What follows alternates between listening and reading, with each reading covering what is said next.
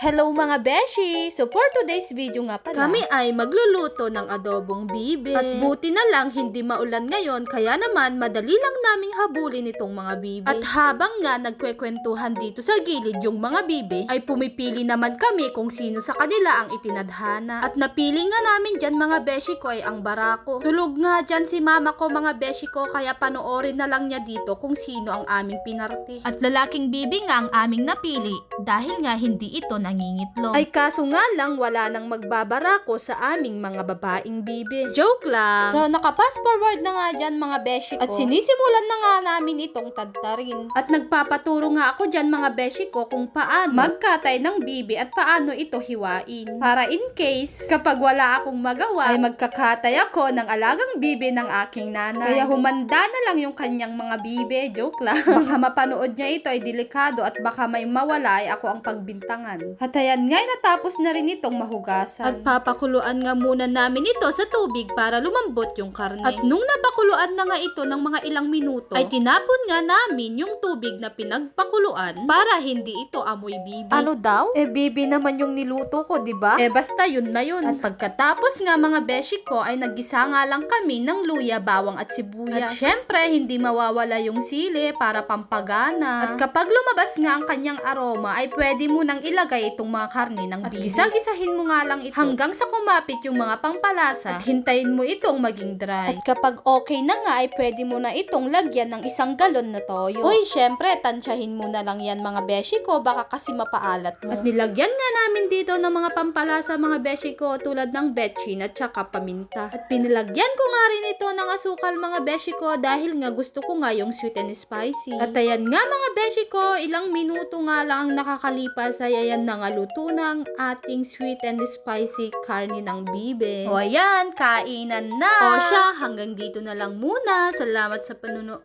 mga beshi ko.